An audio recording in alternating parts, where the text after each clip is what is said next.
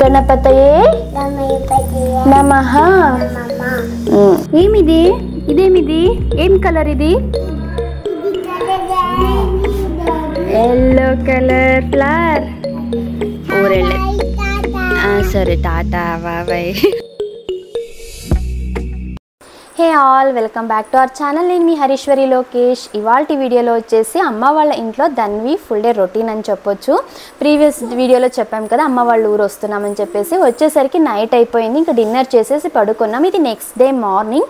అమ్మ చెల్లెలు ఏదో ఫంక్షన్ ఉందని చెప్పేసి ఫంక్షన్కి వెళ్ళారు. ఇంకా మా ఆయన ఆఫీస్ వర్క్ ఉంది వెళ్ళాలి అనేసి బెంగళూరు బయలుదేరుతున్నారు. నెక్స్ట్ వీక్ కదా ఫంక్షన్, అప్పటికి వస్తానని చెప్పేసి. సో ఆయన వెళ్ళేలోపు చికెన్ కర్రీ చపాతీ చేద్దాం బ్రేక్ఫాస్ట్ కానీ అయితే నేను ఇక్కడ అంతా రెడీ చేసుకుంటున్నాను. ఈలోగా ధన్వి లేచేసింది. తనకు స్నానం చేపించేసి పాలలో ప్రోటీన్ పౌడర్ కలిపిచ్చేస్తే తాగింది. తనకి సమ్మర్లో మార్నింగ్ అండ్ ఈవినింగ్ 2 times స్నానం చేపిస్తున్నాను. అండ్ ఊర్లో ఎండలు విపరీతంగా ఉన్నాయి. అండ్ ఈ వీడియో వచ్చేసి ఏప్రిల్ ఎండింగ్లో షూట్ చేసింది, నేను ఇప్పుడు పోస్ట్ చేస్తున్నాను. ఇది మా ధన్వికి ఎన్ని టాయ్స్ ఉన్నా తన కిచెన్లో నాతో టైం స్పెండ్ చేయడానికి ఇష్టపడుతుంది. అండ్ తన ఆల్ టైమ్ ఫేవరెట్ టొమాటో తనకు ఏ టైంలో ఇచ్చినా ఇష్టంగా తింటుంది. అండ్ ఈలోగా నేను వంట చేసే లోపల తనకు ఆకలిస్తుంది అంటే తనకి ఫస్ట్ చపాతీ చేసి కర్డ్లో ఇచ్చే చికెన్ చేసేసరికి లేట్ అయిపోతుందని చెప్పేసి. నేను ఎక్కడున్నా, మా ఇంట్లో, అమ్మ వాళ్ళ ఇంట్లో, అత్తయ్య వాళ్ళ ఇంట్లో ఎక్కడున్నా నా రొటీన్ అయితే యాజ్ యూజువల్. నా కుకింగ్ కానీ మిగతా అన్ని యాక్టివిటీస్ సేమ్ ఉంటాయి. ఎక్స్ట్రా రెస్ట్ అయితే ఏమి ఉండదు నాకు. మా ధన్వి అయితే ఇంట్లో ఉన్నంత వరకు చాలా డిసిప్లైన్డ్గా నేనే తింటాను, నువ్వు తినిపించకూడదు ఇలా అంతా అంటుంది. గ్రాండ్ పేరెంట్స్ని చూడగానే మా అమ్మ నాన్న కానీ మా ఆయన వాళ్ళ అమ్మ నాన్నల్ని కానీ చాలా గారాబం చేయాలంటుంది. వాళ్ళే ఎత్తుకోవాలి, వాళ్ళే తినిపించాలి, వాళ్ళే పడుకోబెట్టాలి, ఫుల్ టైం వాళ్ళతోనే స్పెండ్ చేయాలంటుంది. బికాజ్ వాళ్ళు ఎప్పుడు దగ్గరలో ఉండరు కదా, వాళ్ళతో ఉన్న కొద్ది రోజులైనా బాగా మెమొరబుల్గా ఎక్కువసేపు టైం స్పెండ్ చేయాలనుకుంటుంది. పిల్లలంతా అంతే కదా. ఇక్కడ మా ఆయన నాన్న ధన్వి తినేసి ఇంకా మా ఆయన బయలుదేరారు ఊరికి. ఎక్కడికి పోతావమ్మా? బయటికి వెళ్ళిపోతావా?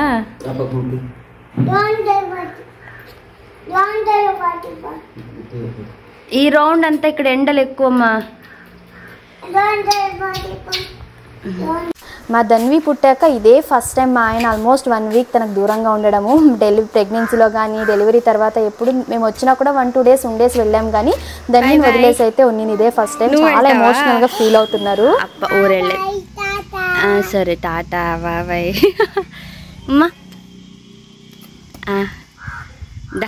ఇక ధన్వి బ్రేక్ఫాస్ట్ అయిపోయింది. వాళ్ళ నాన్న ఊరు వెళ్ళిపోయాక కూర్చోమ్మ సరిగ్గా.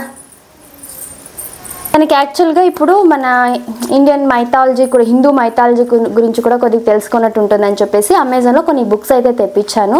ఇలా ప్యాక్ ఆఫ్ 5 ఇది యాక్చువల్గా వర్త్. ఇది ఆల్మోస్ట్ ఒక్కొక్క బుక్ అరౌండ్ నాకు ఇది 150 రూపీస్కి వచ్చేసాయి.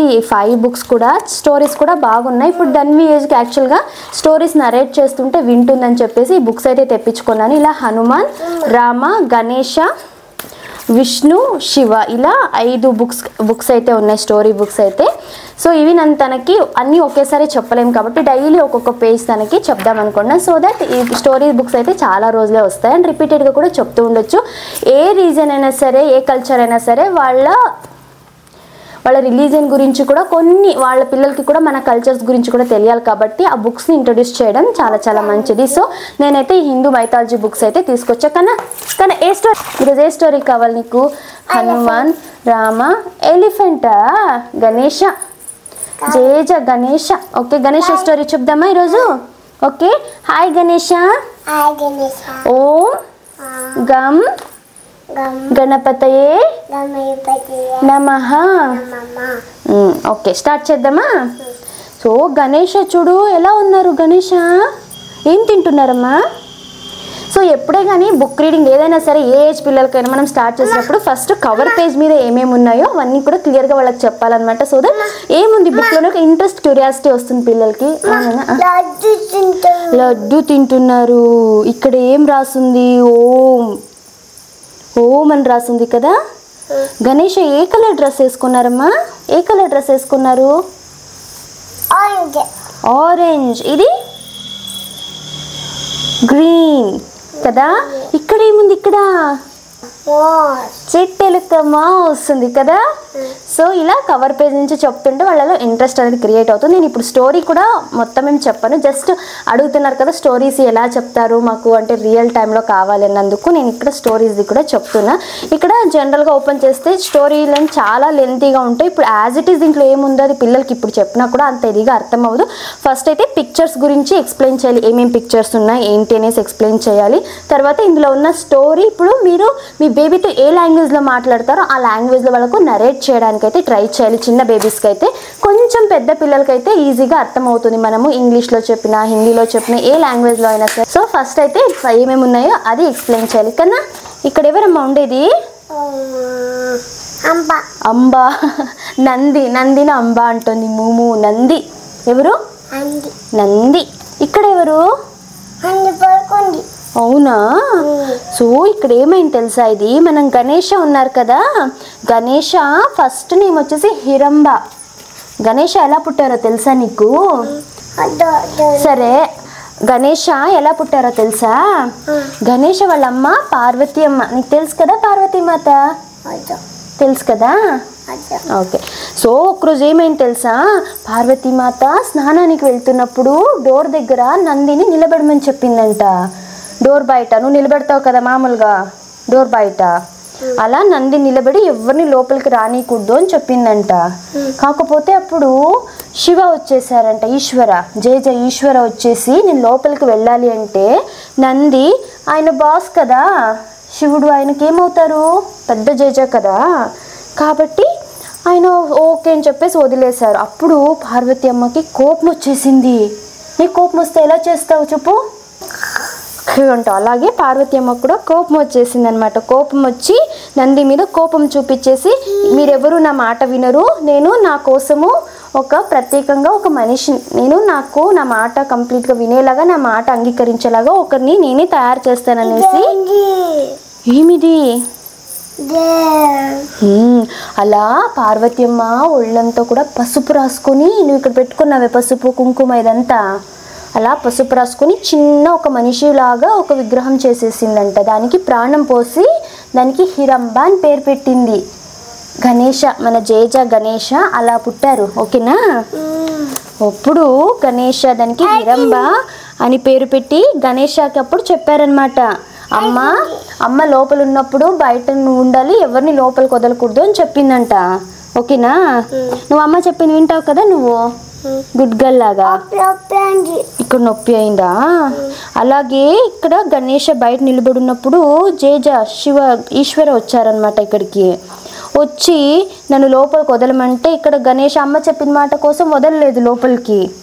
అప్పుడు శివ కోపం వచ్చేసింది, జేజ కోపం వచ్చేసి ఇలా త్రిశూలం వేసే కానీ ఇలా తల కింద పడిపోయింది. ఏమైపోయింది? నొప్పి అయిపోయింది కదా.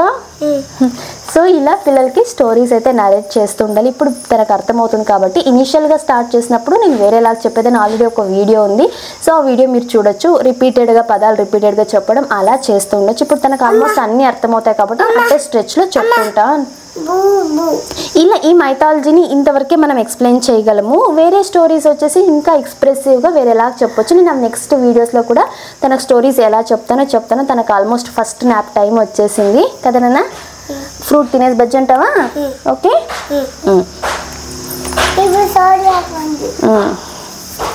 సరే ఇదో బాయ్ బాయ్ బుక్ చెప్పు. Bye, see you tomorrow. నొప్పి ఎవరికి?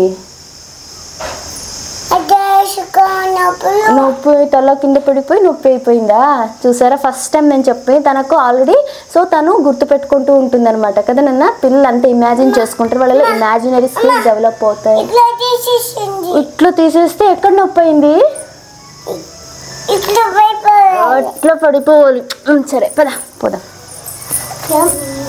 ఇక ధన్వి ఫ్రూట్ తినేసి నిద్రపోయింది. బాగా ఒక 1.5 to 2 hours అయితే పడుకుంది. ఇక్కడ ఎండలు మరీ విపరీతంగా ఉన్నాయి. మా ధన్వి చాలా డల్ అయిపోయింది.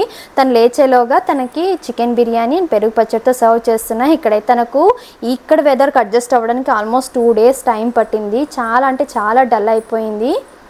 ఇక లంచ్ చేసేసాక బయట మా నాన్న మా తాత ఇద్దరు మడత మంచం రెడీ చేస్తుంటే ఫస్ట్ టైం తను ఇవి చూడడం. పల్లెటూరులో అయితే ఇవి కామన్ కదా, వాళ్ళు బయట ఇలా మంచాలు వేసుకొని నిద్రపోతారు కదా సమ్మర్లో. చాలా ఎంజాయ్ చేసింది. కాసేపటి తర్వాత ఇంకా గ్రేప్స్ ఇచ్చాను. ఈ సమ్మర్లో వీలైనంత వరకు 2 to 3 ఫ్రూట్స్ ఇస్తుంటే పిల్లల బాడీ డిహైడ్రేట్ అయితే అవ్వకుండా ఉంటుంది. ఇక ఈవినింగ్ మా రిలేటివ్స్ ఇంటికి వెళ్తే అక్కడ ఇలా ఒక చార్ట్ అయితే ఉంది. ఆల్మోస్ట్ అన్ని మోడ్స్ ఆఫ్ ట్రాన్స్పోర్ట్ కానీ ఫ్లవర్స్ కలర్స్ అన్నీ ఉన్నాయి. చాలా బాగుంది. మా తల్లి చాలా ఎంజాయ్ చేసింది. ఇది నేను పర్చేస్ చేయాలనుకుంటాను. నెక్స్ట్ నాకు ఆన్లైన్లో అవైలబుల్ ఉంటే తప్పకుండా పర్చేస్ చేసి దీని గురించి డీటెయిల్ ఇన్ఫర్మేషన్ అయితే నెక్స్ట్ వీడియోస్లో ఇస్తాను. Apple, so nice. యాపిల్. ఇదేమిది? What is this? పిల్లక్ కదా. చూపి ఏమేమి ఉన్నాయి ఇందులో, ఇంకా చూపిమా. Wow, what are this? ఏమివి? ఫ్లవర్స్. ఇస్తా ఇదా. జరుగు, వెనక్కి జరుగు.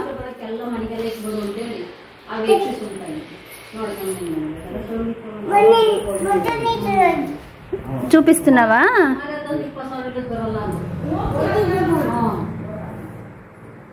ఏమిది? ఇదేమిది? ఏం కలర్ ఇది? Yellow colour flower. ఇంకా ఏమేమి ఉన్నాయి? Wow, modes of transport. Yes. ఇదేంటన్నా ఇది? ఏమది? ట్రాక్టర్.